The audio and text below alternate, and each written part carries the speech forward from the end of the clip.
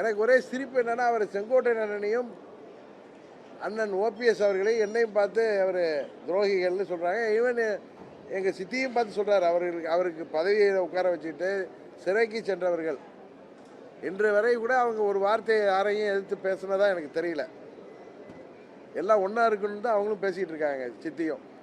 ஆனால் எப்படி அவர் அடுத்தவர்களை பார்த்து துரோகின்னு சொல்கிறதுக்கு கூட அவருக்கு தகுதி இல்லை என்பது தான் உண்மை.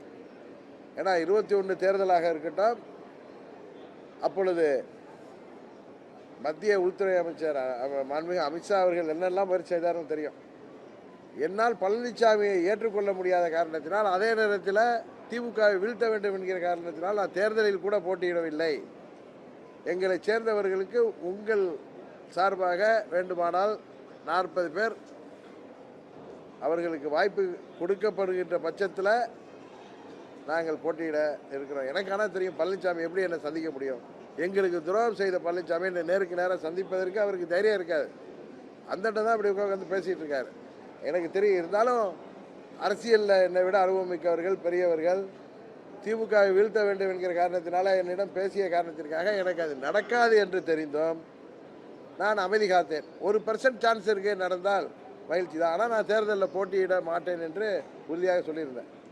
அப்போ நான் பொதுக்குழுவிலே சொல்லியிருந்தேன். நான் என்னை எப்படி அவர் துரோகி என்று சொல்ல முடியும்? அவர் ஆட்சி பொறுப்பில் உட்கார வைத்த திமுக கொண்டு வந்த நம்பிக்கையில்லா தீர்மானத்தை எதிர்த்து அவர் வெற்றி பெறுவதற்கு அவருக்கு வாக்களித்த 18 எம்எல்ஏக்களை கட்சியை விட்டு நீக்கிய அவர் துரோகியா?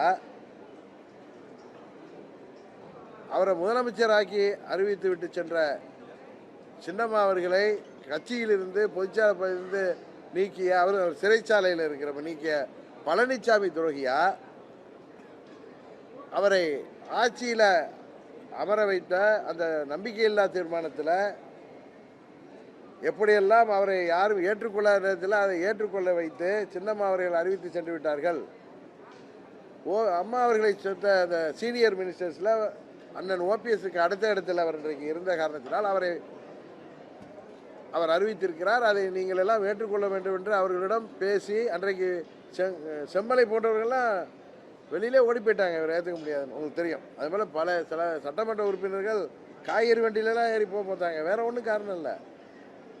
பழனிசாமியை எப்படி நாங்கள் முதல்வராக ஏற்றுக்கொள்ள முடியும் என்று அதையெல்லாம் தடுத்து நிறுத்தி அன்றைக்கு 122 பேர் அவருக்கு ஆதரவாக வாக்களிக்க காரணமாக இருந்த என்னை அந்த 18 சட்டமன்ற உறுப்பினர்கள் நீக்கிய பழனிசாமி துரோகியா, நாங்கள் துரோகிகளா?